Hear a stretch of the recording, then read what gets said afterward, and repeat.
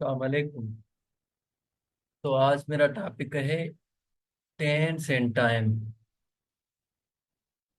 तो tense and time में क्या डिफरेंस है, थोड़ा इसमें थोड़ा डिफरेंस है, वो भी आप आज आपको बताएंगे हम।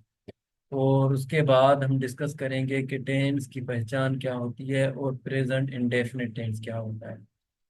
ठीक है। तो आज स्टार्ट करते हैं कि टेंस क्या होता है भाई। तो टेंस का मालूम करना आपको आना चाहिए। आपको पता होना चाहिए कि टेंस क्या होता है। ठीक है। तो डिस्कस करेंगे आज हम कि टेंस क्या है और टाइम क्या है। सबसे पहले तो टेंस जो वर्ड है वो लेटिन लैंग्वेज का वर्ड है।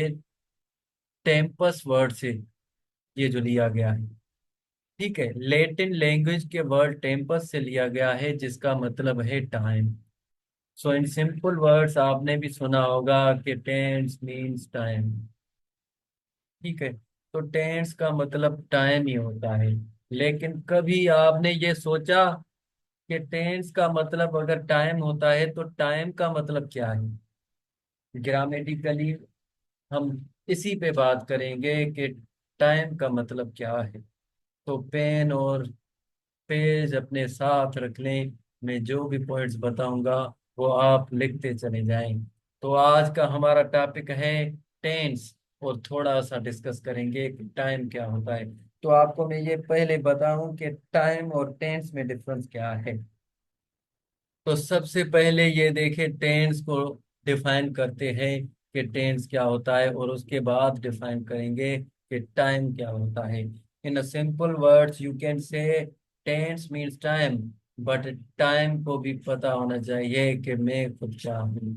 और आपको भी पता होना चाहिए कि ये खुद जो कह रहा है कि ये क्या है। ठीक है। तो टेंस क्या है। Tense it is a verb form which relates, अच्छा रिलेटिव लिखा है मैंने, which relates a point of time. तो जो टेंस होता है वो वर्ब का फॉर्म होता है एक। जैसे वर्ब फॉर्म होते हैं first form, second form, third form, fourth form, V1, V2, V3, V4। ये भी नेम को कहा जाता है। तो जो भी आप कहें वो आप पे है भाई। तो टेंस का मतलब, टेंस क्या है। टेंस एक वर्ब का फॉर्म है जो पॉइंट ऑफ टाइम बताता है। समझ में आया। तो टेंस एक वर्ब का फॉर्म है जो पॉइंट ऑफ टाइम बताता है। अब ये जो वर्ब ऑफ फॉर्म है वो कौन से होते हैं, first form, second form, third form, fourth form जिसको इंक फॉर्म कहा जाता है। अब ये वर्ब फॉर्म जो है ये टेंसेस है। अब ये आप याद कर लें। ठीक है। ये जो वर्ब फॉर्म होते हैं ये टेंसेस होते हैं। और जो ये टेंसेस, ये जो वर्ब फॉर्म होते हैं ये रिलेट करते हैं जब टाइम से, ये टाइम बताते हैं हमें। जैसे हम पहले देखें कि फर्स्ट फॉर्म प्लस एस और एस जब भी हम लिखते हैं तो कहते हैं कि प्रेजेंट इंडेफिनिट टेंस है। तो कैसे पता चला कि ये प्रेजेंट इंडेफिनिट टेंस है, क्योंकि हमने देखा कि first form of verb use हुआ है और एस और एस वाला कॉन्सेप्ट है इसमें। तो फॉर्म ऑफ वर्ब देख के ये यहाँ देखें, डेफिनेशन को देखें वर्ब की, टेंस की। Form of verb, verb form which relates point of time. तो ये वर्ब का फॉर्म देख के हमने पॉइंट ऑफ टाइम बता दी कि टाइम का, टाइम की कौन सी पॉइंट है। तो टाइम की पॉइंट है प्रेजेंट इंडेफिनिट टेंस। अब पता चला कि टेंस और टाइम में क्या फर्क है। तो टेंस जनरली एक वर्ब का फॉर्म होता है। जैसे present form, past form, future form. और जैसे कहें कि first form, second form, third form, fourth form. अब कहते हैं कि टाइम क्या है। तो टाइम जनरली तीन होते हैं। एक शेड्यूल होता है जो पीरियड होता है। So measurable period during which action happening are occur. तो एक ऐसा पीरियड जिसमें एक्शन होता है, जिसमें हैपनिंग होती है, जिसमें स्टेट ऑफ सब्जेक्ट होता है, तो उसको हम क्या कहते हैं, टाइम कहते हैं। तो टाइम हमारे कितने होते हैं, टोटल तीन टाइम होते हैं हमारे। Present time, past time and future time. तो यही बंदों को नहीं पता। तो मेरे ये भाइयों, तो मेरे कई भाई क्या कहते हैं कि ये प्रेजेंट टेंस है, ये पास्ट टेंस है, ये फ्यूचर टेंस है। तो फ्यूचर टेंस आप कह सकते हैं, लेकिन अप्रोप्रिएट जो काबिल कबूल ग्रामेटिकल है वो प्रेजेंट टेंस नहीं, प्रेजेंट टाइम है। प्रेजेंट पास्ट टेंस नहीं, पास्ट टाइम है। फ्यूचर टेंस नहीं, फ्यूचर टाइम है। अगर आप किसी भी कॉन्सेप्ट को, किसी भी वर्ब को लेके आप कहेंगे कि ये प्रेजेंट टेंस है, ये पास्ट टेंस है, ये फ्यूचर टेंस है, तो वो आप वर्ब फॉर्म को देख के टाइम बता रहे हैं, वो वर्ब नहीं बता रहे। वो वर्ब बताएंगे तो कहेंगे कि ये फर्स्ट फॉर्म है तो ये प्रेजेंट इंडेफिनिट टेंस है, ये सेकंड फॉर्म है तो पास्ट इंडेफिनिट टेंस है, ये थर्ड फॉर्म है तो परफेक्ट टेंस है, ये फोर्थ फॉर्म है तो कंटिन्यूअस टेंस है। ठीक है।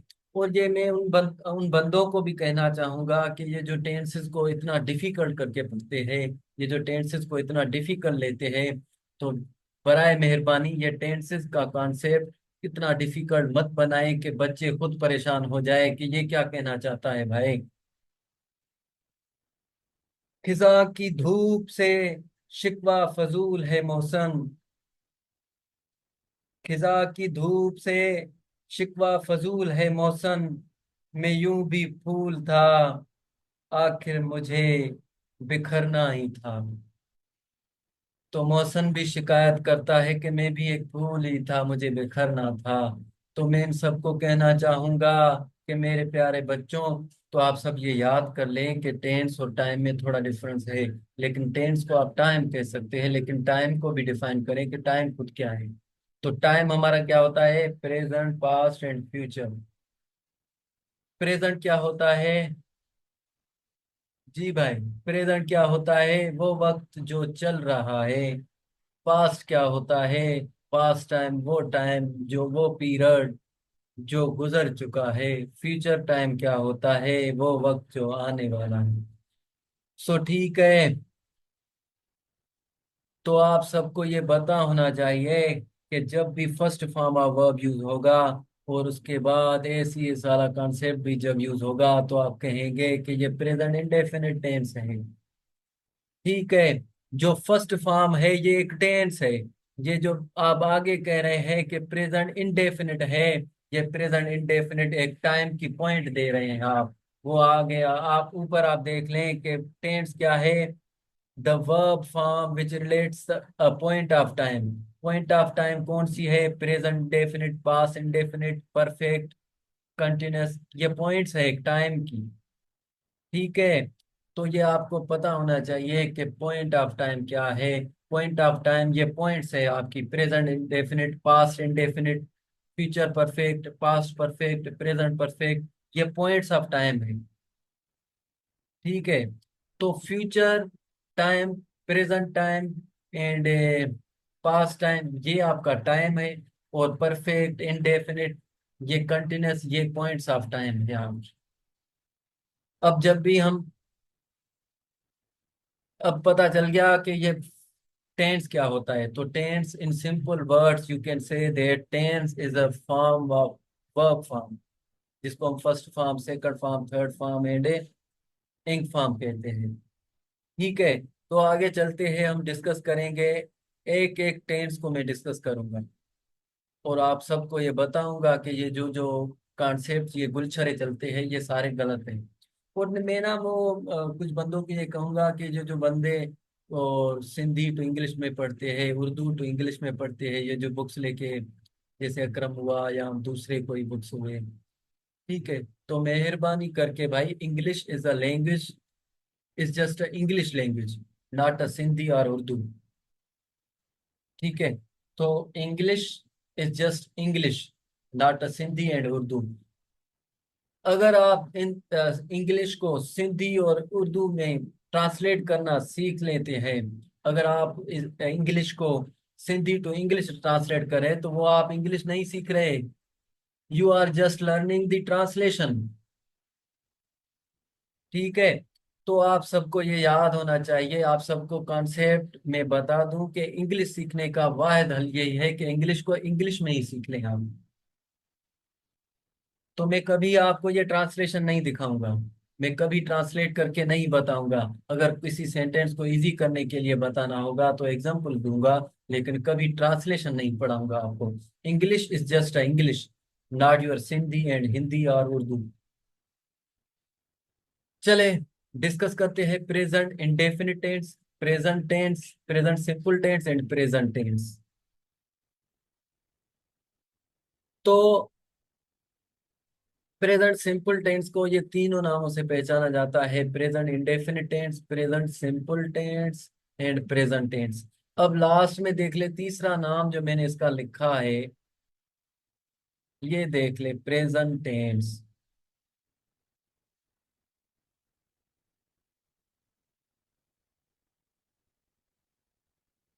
ये जो मैंने लिखा है प्रेजेंट टेंस, तो मेरे भाई आप ये पहले बताएं मुझे कि प्रेजेंट टेंस जब मैंने लिखा तो आप भी कह सकते हैं ना कि सर प्रेजेंट टेंस तो प्रेजेंट टेंस है, पास्ट टेंस और फ्यूचर टेंस। ये टेंस का मतलब होता है कि टाइम बता रहा है कि प्रेजेंट भी होता है, पास्ट भी होता है, फ्यूचर भी होता है। तो मैंने आपको पहले क्या बताया कि प्रेजेंट टेंस नहीं होता, प्रेजेंट टाइम होता है, पास्ट टाइम होता है, फ्यूचर टाइम होता है। जब भी आप टाइम की बात करेंगे कि जो गुजरा वक्त है वो पास्ट टाइम है, जो आप जो वक्त चल रहा है उसको बताएंगे तो कहेंगे प्रेजेंट टाइम है, जो आप आने वाला वक्त कहेंगे तो कहेंगे फ्यूचर टाइम। जब आप प्रेजेंट टेंस कहेंगे तो आप प्रेजेंट सिंपल टेंस की बात कर रहे हैं, क्योंकि प्रेजेंट सिंपल टेंस का भी तीसरा नाम प्रेजेंट टेंस ही है।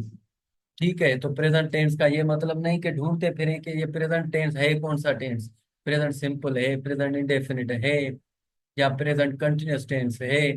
तो present tense present simple tense को ही कहा जाता है। तो present indefinite tense, present simple tense and present tense, so ये तीनों नाम प्रेजेंट सिंपल टेंस के हैं। अब आप सबसे ये मैं पूछ लूं कि प्रेजेंट सिंपल टेंस को प्रेजेंट इंडेफिनिट टेंस क्यों कहा जाता है, तो मुझे एक बंदे ने बताया कि सर इसको इंडेफिनिट टेंस इसलिए कहा जाता है कि ये फ्यूचर का कॉन्सेप्ट देता है। ओ भाई सुधर जाओ, ठीक है, कुछ सुधर जाओ। ये जो गुलछरे आप लगाते हो इनका कोई कॉन्सेप्ट नहीं, इंग्लिश में इनका कोई कॉन्सेप्ट नहीं। ये जो यूट्यूब पे या कहीं जाके वीडियोस देख के या आप ये कॉन्सेप्ट लगाते हो, इनका कोई कॉन्सेप्ट नहीं। इनडेफिनिट वर्ड कोई आप देख लें कि इनडेफिनिट है, तो इस वर्ड को ही लेके आपको मैं डेफिनेशन बता दूं कि प्रेजेंट सिंपल टेंस वो टेंस होता है जिसमें एक्शन इनडेफिनिट हो, जो इनडिफाइन हो, जिसकी कोई श्योरिटी नहीं हो, जो सिंपल एक्शन हो, ठीक है, जो जस्ट इंटेंशन बताए, वो प्रेजेंट सिंपल टेंस होता है। तो आप ये डेफिनेशन खुद बना सकते हैं, और ये वो नहीं कि फिलां बुक में ये डेफिनेशन लिखी हुई थी, फिलां टीचर ने ये डेफिनेशन बताई, ये सर तो पता नहीं कौन सी डेफिनेशन बता रहा है। तो भाई डेफिनेशन आप खुद भी बना सकते हो, जस्ट फोकस ऑन कॉन्सेप्ट। तो इंग्लिश आपकी डेफिनेशन पे नहीं मुश्तमिल, तो इंग्लिश आपकी कॉन्सेप्ट पे मुश्तमिल है।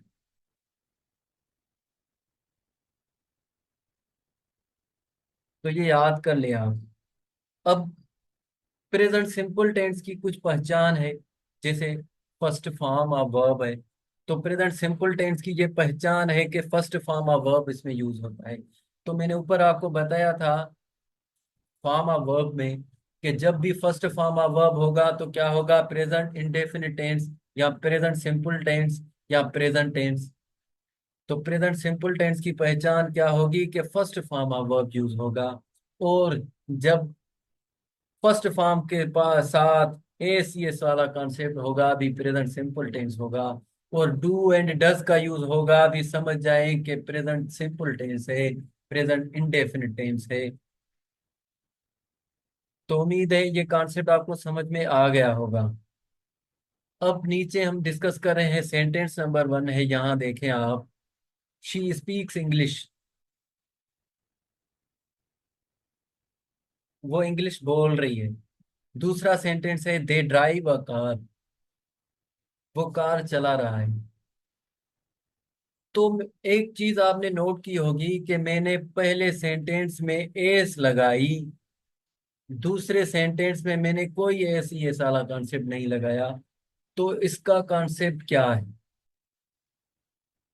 So you have to remember it that जब भी सिंगुलर सब्जेक्ट का यूज किया जाएगा तो उसके बाद जो वर्ब आएगा उसके साथ ई एस वाला कॉन्सेप्ट लगेगा।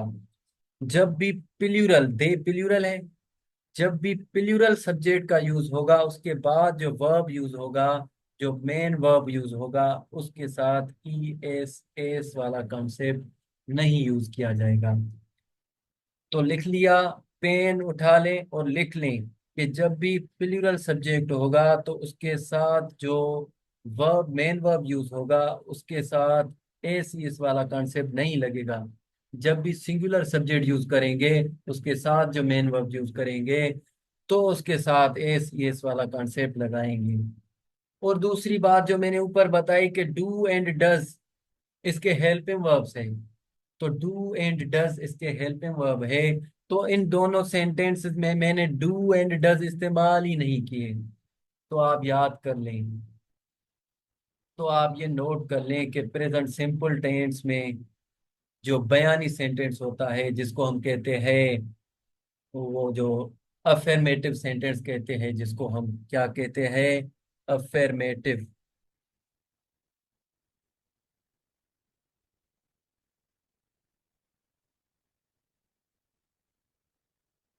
अफर्मेटिव सेंटेंस जिसको कहते हैं, तो प्रेजेंट सिंपल टेंस के अफर्मेटिव डिक्लेरेटिव स्टेटमेंट ये सब सारे इनको कहे जाते हैं।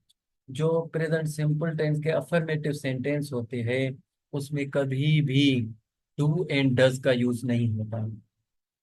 ठीक है, तो डू एंड डज का यूज क्यों नहीं होता ये भी पूछना था आपको। अगर कोई टीचर आपको कुछ पढ़ाता है, कुछ बताता है, कुछ सिखाता है, तो क्वेश्चन मार्क दें सरवाए। जो हमारे प्यारे बंदे, हमारे प्यारे बच्चे कभी पूछते ही नहीं। ठीक है, every problem comes with a solution. तो इस प्रॉब्लम का भी कोई सॉल्यूशन होगा। तो present simple tense, present indefinite tense, present tense में अफर्मेटिव सेंटेंस जो बयानी सेंटेंस होते हैं उसमें हम डू डज इसीलिए इस्तेमाल नहीं करते क्योंकि डू डज खुद भी एक मेन वर्ब्स है। और जो main verbs as a helping verb use होते हैं वो कभी भी अफर्मेटिव सेंटेंस में यूज नहीं किए जाते, बयानी सेंटेंस में यूज नहीं किए जाते, सिंपल स्टेटमेंट में यूज नहीं किए जाते। ठीक है, अगर मैं यहाँ लिख दूं शी डज स्पीक्स इंग्लिश, अगर इसको मैं शी के साथ हेल्पिंग वर्ब लगा लूं तो क्या ये माना निकालेगा? नहीं निकालेगा, क्योंकि दो वर्ब कभी भी एक साथ यूज नहीं किए जा सकते। अगर शी डज लिख दूं, स्पीक्स भी लिख दूं, डज भी मेन वर्ब है, स्पीक्स भी मेन वर्ब है, दो मेन वर्ब कभी भी एक साथ यूज नहीं किए जा सकते। So you have to remember it that to avoid using two main verbs within one sentence, so you have to not use the do and does in affirmative sentences. ठीक है, तो अफर्मेटिव सेंटेंस में do and does का इस्तेमाल नहीं किया जाता। और डू एंड डज का यूज कैसे करें? अगर निगेटिव सेंटेंस कर रहे हैं, इंटेरोगेटिव सेंटेंस कर रहे हैं, अगर अगर एम्फेटिक सेंटेंस कर रहे हैं हम, तो कहाँ पे डू यूज करें, कहाँ पे डज यूज करें हम? इन अ सिंपल वर्ड्स, हर सिंगुलर सब्जेक्ट के साथ आप डज इस्तेमाल करेंगे। इसके साथ with every singular subject you have to use does, with every plural subject you have to use do। Okay, तो उम्मीद है ये कॉन्सेप्ट आपको समझ में आ गया होगा कि डू किसके साथ यूज होता है और डज किसके साथ। तो डू किसके साथ यूज करेंगे? प्लूरल सब्जेक्ट के साथ। और डज किसके साथ यूज करेंगे? सिंगुलर सब्जेक्ट के साथ। अब एक और क्वेश्चन आ रहा है।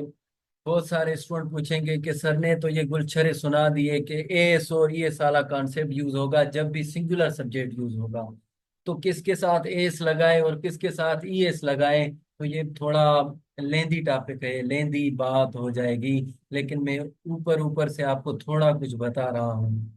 ठीक है, तो आप पेन और पेज उठा लें। तो कोशिश करके आप पेन और पेज उठा लें और लिखने की कोशिश करें।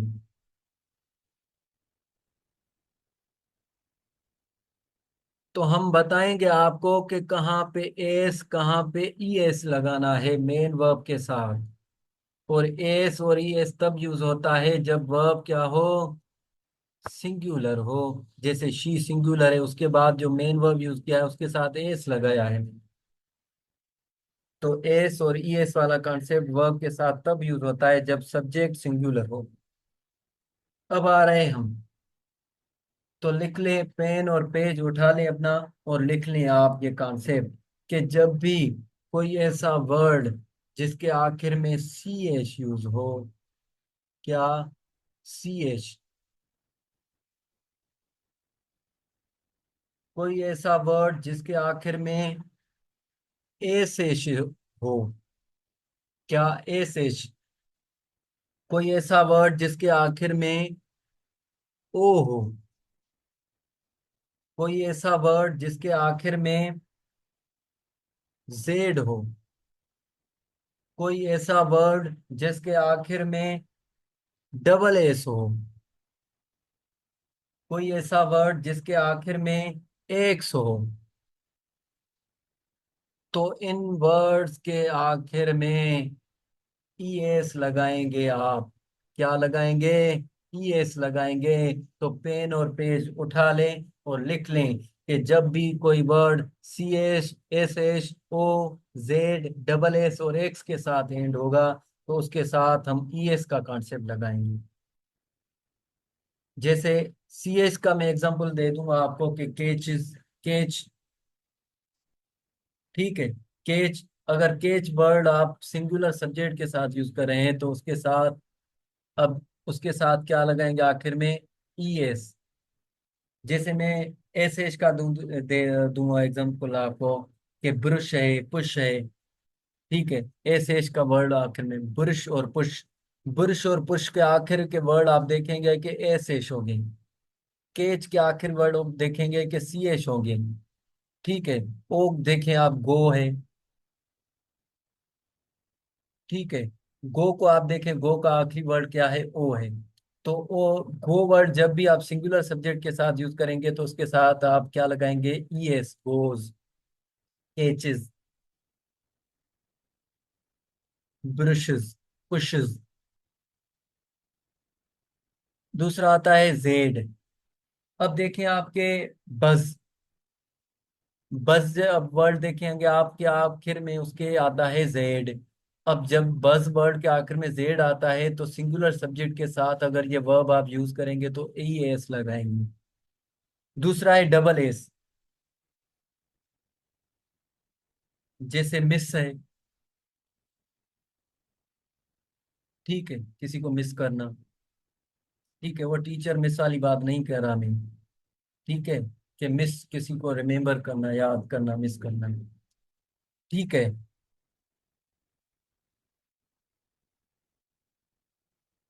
तो उसके साथ जो वर्ड मिस है, मिस के आखिर में डबल एस आ रही है, तो वो जब सिंगुलर सब्जेक्ट के साथ आप मिस वर्ड यूज करेंगे तो उसके साथ आप ई एस लगाएंगे। एक से मिसाल, टेक्स। टेक्स के आखिर में एक्स आ रही है, तो वो वर्ब जब आप सिंगुलर सब्जेक्ट के साथ यूज करेंगे तो उसके साथ आप एक्स के साथ लगाएंगे ई एक्स। टेक्सिस। तो ये कॉन्सेप्ट समझ में आया कि किन वर्ब्स के साथ कौन से वर्ब हो जिनके आखिर में ये C H S H O Z double S और एक्स आए तो उनके साथ हम क्या लगाएंगे? ई एस लगाएंगे। तो उम्मीद है ये आपने नोट किया होगा। अब आ रहे हैं हम दूसरे कॉन्सेप्ट पे इनके।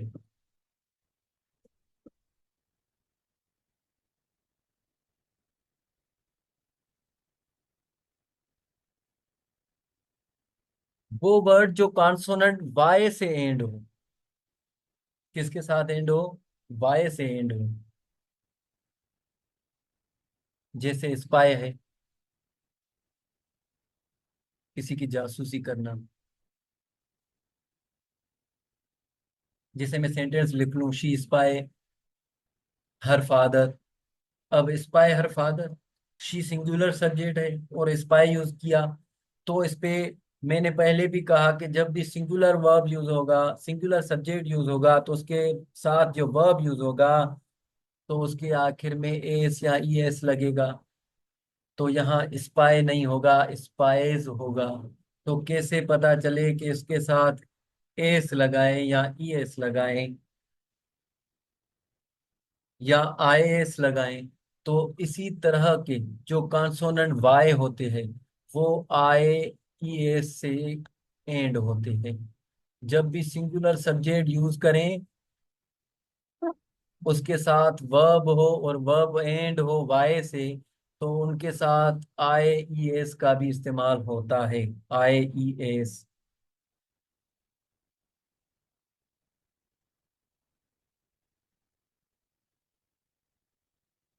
जैसे स्पाई मैंने लिखा, अब स्पाई वाई जो है ये क्या है? कॉन्सोनेंट है।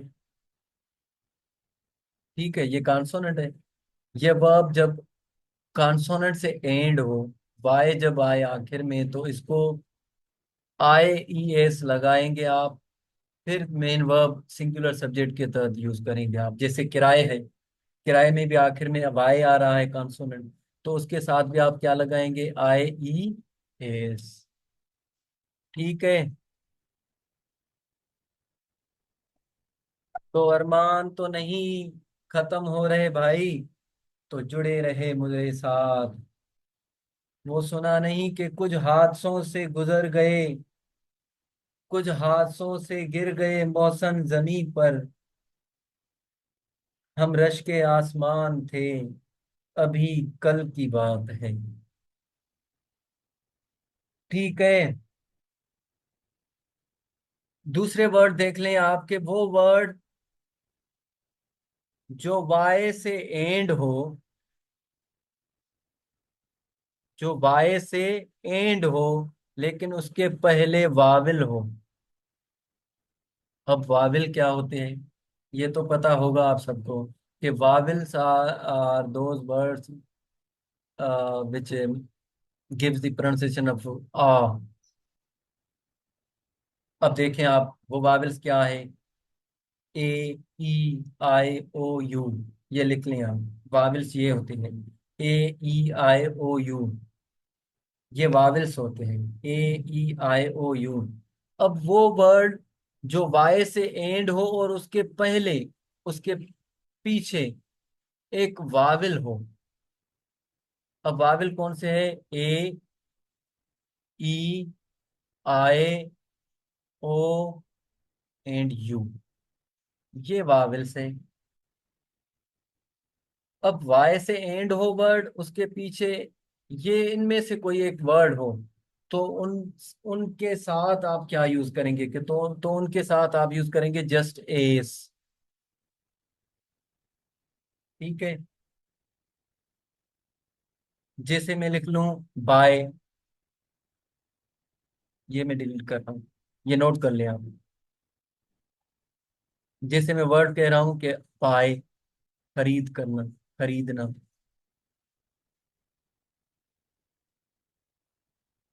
B, U, Y, buy. अब ये वर्ड भी वाई से एंड हुआ, लेकिन उसके पीछे देखे ये वर्ड, ये क्या है? वावेल है, यू। मैंने कहा ना, ए, E, I, O, you, you, you Wavell है।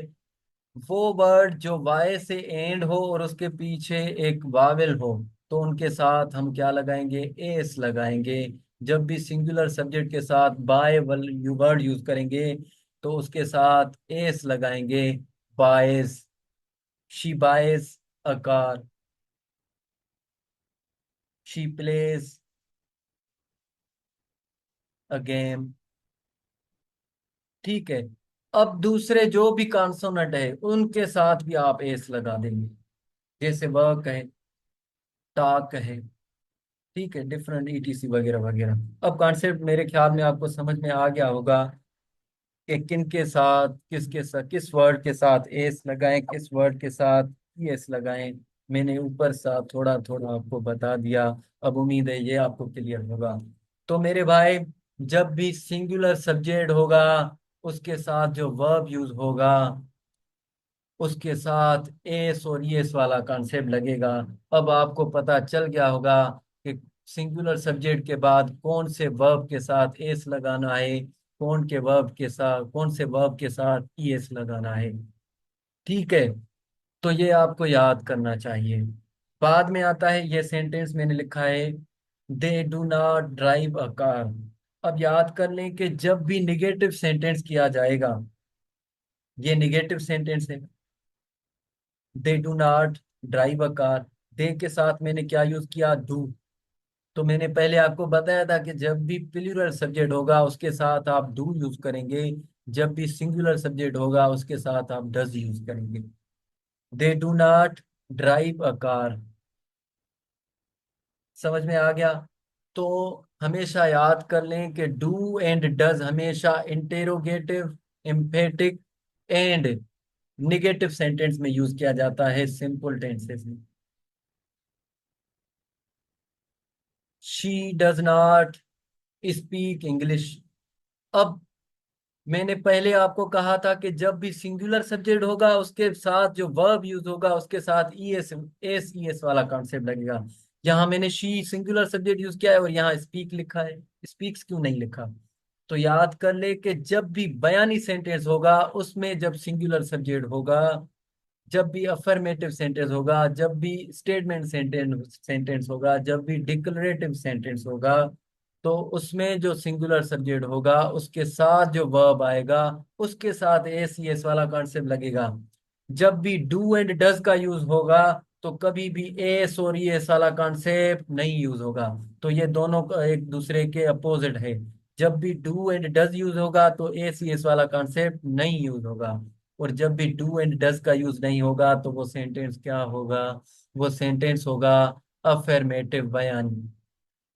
तो एस सी एस वाला कॉन्सेप्ट यूज होगा, बशर्त वो भी सिंगुलर सब्जेक्ट होगा। तो उम्मीद है आपको समझ में आ गया होगा ये कॉन्सेप्ट।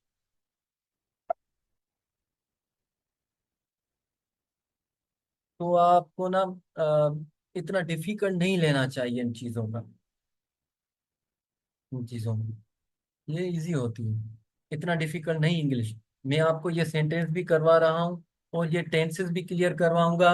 और बाद में आप देखना कि सीएसएस तक जो क्वेश्चंस आए हैं वो सारे हल करवाऊंगा मैं आपको, कि देखना कि यही कॉन्सेप्ट यूज हुए हैं या नहीं यूज हुए।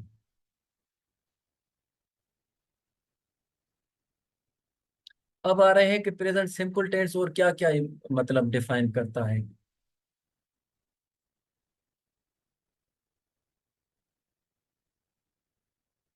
कहाँ? ये सो प्रेजेंट सिंपल टेंस का एक और भी कॉन्सेप्ट है।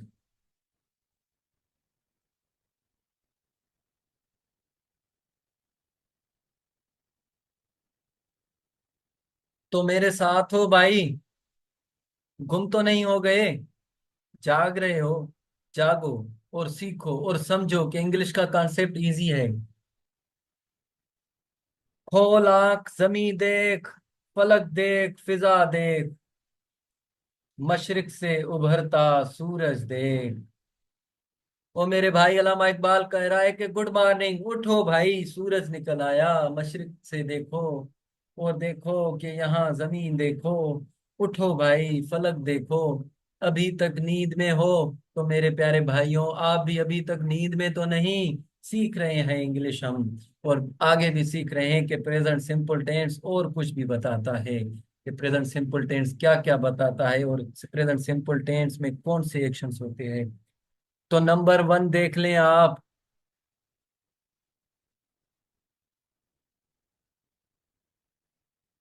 To express a habitual, present simple tense is used. Number one, to express habitual action or routine। तो प्रेजेंट सिंपल टेंस हमेशा याद कर लें कि हैबिचुअल एक्शन के लिए भी यूज होता है, और तकरीबन 90% हैबिचुअल एक्शन के लिए ही यूज होता है। और डेली रूटीन में जो टेंस यूज करते हैं आप, वो प्रेजेंट सिंपल टेंस ही होता है, प्रेजेंट इंडेफिनिट टेंस ही होता है, प्रेजेंट टेंस ही होता है। हैबिचुअल का मतलब वो एक्शन जिसकी सब्जेक्ट को आदत हो। रूटीन का मतलब वो रूटीन से करता आ रहा हो, वो जो डेली और रूटीन से करे एक्शन, जो सब्जेक्ट वो एक्शन रूटीन से करे, हैबिट से करे, उस एक्शन को कहते हैं हम हैबिचुअल एक्शन और डेली रूटीन एक्शन। वो एक्शन जो होते हैं वो प्रेजेंट सिंपल टेंस के होते हैं।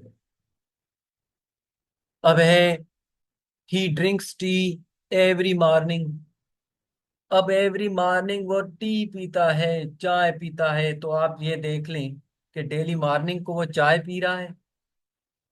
अब डेली मॉर्निंग उसको हैबिट हो गई है, वो डेली रूटीन भी हो गई है इसको कि ये डेली एवरी मॉर्निंग वो टी पी रहा है। तो ऐसी तरह के सेंटेंसेस जब भी आप करेंगे जिसमें आप डेली रूटीन की बात करें, हैबिचुअल एक्शन की बात करें, यार ये तो हमेशा सोया रहता है, मेरा भाई बहुत मेहनत करता है, ये हैबिचुअल एक्शन और रूटीन की बात हो रही है। Aslam goes to school daily, वो डेली स्कूल जा रहा है, ये रूटीन है इसकी, ये हैबिचुअल एक्शन है इसका। तो इसी तरह के टेंसेस भी हमेशा प्रेजेंट सिंपल टेंस के होते हैं। नंबर 2 पॉइंट देख लें तो एक्सप्रेस जनरल ट्रुथ्स। जो जनरल ट्रुथ्स और यूनिवर्सल ट्रुथ होते हैं, जो कायनात के ट्रुथ डिनाय ना किए जा सकते हो, वो भी हमेशा प्रेजेंट सिंपल टेंस के ही होते हैं। तो ये कॉन्सेप्ट मत झाड़ना कि ये सूरज उगलता है कि परफेक्ट टेंस, और इंसान सांस ले रहा है तो कंटिन्यूस टेंस, और जा रहा है तो परफेक्ट टेंस, वो पता नहीं क्या क्या यार करते हैं मेरे भाई। तो मेरे हाथों से तराशे हुए लोग, मेरे हाथों से तराशे हुए लोग आज मेरे ही सामने भगवान बने बैठे हैं। तो इतने भगवान मत बने, अपने कॉन्सेप्ट मत झाड़े इंग्लिश में। It is English not your concept on your own concept. Sunrises, the sunrises in the east. So Suraj east से उभरता है, ठीक है। ये एक जनरल ट्रुथ है, सूरज यूनिवर्सल ट्रुथ है, सूरज ईस्ट से उभरता है। सो ये भी एक जनरल ट्रुथ है। तो ये भी प्रेजेंट सिंपल टेंस हुआ। ह्यूमन ब्रीथ्स एयर, इंसान एयर ब्रीथ करता है, जनरल ट्रुथ है भाई। हर इंसान सांस लेता है, एयर ब्रीथ करता है, ये एक यूनिवर्सल ट्रुथ है। जो दुनिया का है, दुनिया की हकीकत और ट्रुथ को बयान किया जाता है, वो प्रेजेंट सिंपल टेंस होता है। ठीक है।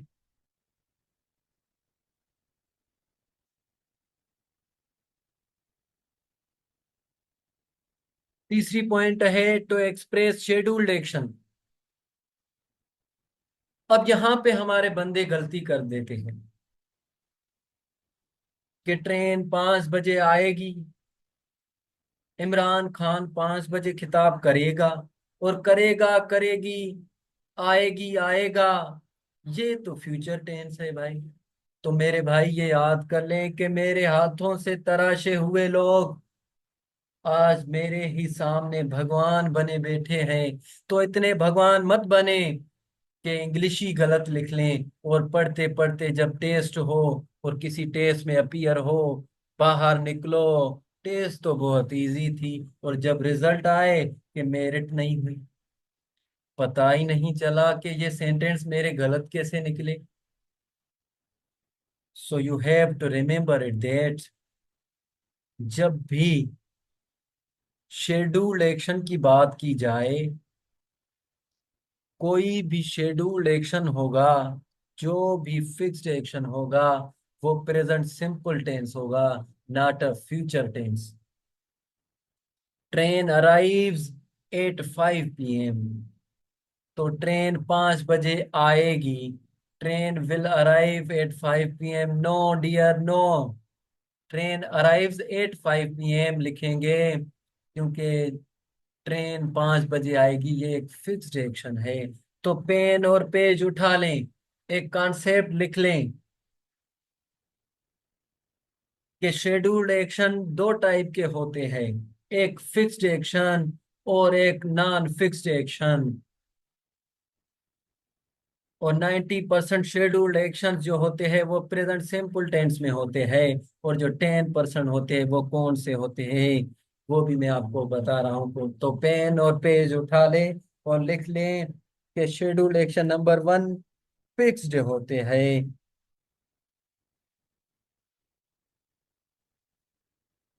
अब ये फिक्स्ड एक्शन कौन से होते हैं, तो ये याद कर लें कि फिक्स्ड वो एक्शन होते हैं जिनमें एबिलिटी हो, जिनमें पावर हो, और वो पब्लिकली बयान किए जाए।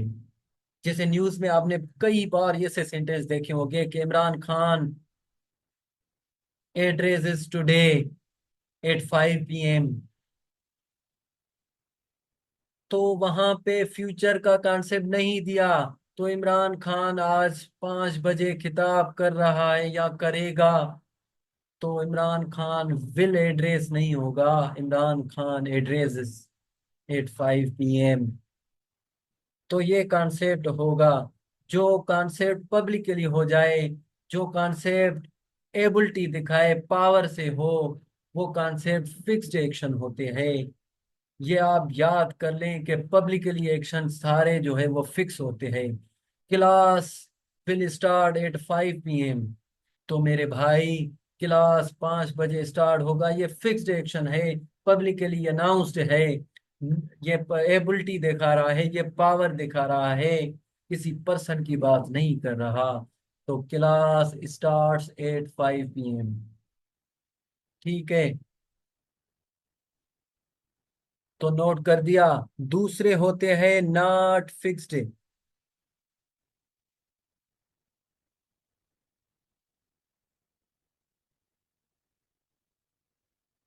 Not fixed actions. अब नॉट फिक्स्ड एक्शंस वो होते हैं जो पर्सनल एक्शन हो। अब मैं कह दूं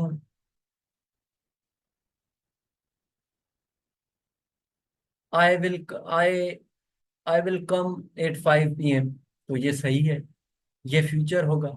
ये पर्सनल पे डिपेंड है, मैं क्या पता मैं ना भी आऊं। तो यहाँ पे मैं जस्ट इंटेंशन बयान कर रहा हूँ। तो यहाँ पॉसिबिलिटी है कि ये एक्शन हो भी या ना भी हो। तो ये नॉट फिक्स्ड एक्शन है। जो नॉट फिक्स्ड एक्शन होते हैं वो फ्यूचर सिंपल होते हैं, जो फिक्स्ड एक्शन होते हैं वो प्रेजेंट सिंपल टेंस होते हैं। तो मैंने आपको बताया कि फिक्स्ड एक्शन है ये, ट्रेन अराइव्स एट 5 p.m. अगर मैं लिखूं कि आई विल कम एट 5 p.m., अगर मैं लिखूं आई कम एट 5 p.m., तो ये सही होगा, तो ये गलत होगा। आई कम एट 5 p.m. नहीं होगा, क्योंकि आई पर्सनल एक्शन है। एक पर्सनल एक्शन कभी भी फिक्स नहीं होता। मैं ना भी आऊं, मेरा इरादा बदल जाए। ठीक है, तो उम्मीद है ये कॉन्सेप्ट आपको समझ में आ गया होगा। और मेरे ख्याल में प्रेजेंट सिंपल टेंस आपको बहुत ही समझ में आ गया होगा। तो आज के लिए काफी है। तो मेरे भाई, कोई क्वेश्चन, कोई क्वेरी, कोई सजेशन, कोई कॉन्सेप्ट, कोई बात बतानी हो तो आप कमेंट में बता सकते हैं कि सर हमें ये भी बता दें, कि सर हमें ये भी सुना दें कि ये क्या होता है, ये कॉन्सेप्ट क्या होता है, या ये सुना है ये होता है या नहीं होता। तो आज के लिए काफी है। So my name is Abdul Latif. So signing up, जो है एक आम आदमी आपको बनाएगा एक खास आदमी। ठीक है भाई, तो आज के लिए काफी है। उम्मीद है कि आपको कॉन्सेप्ट समझ में आ गया होगा। खुदा हाफिज, अल्लाह आप सबको खुश रखे।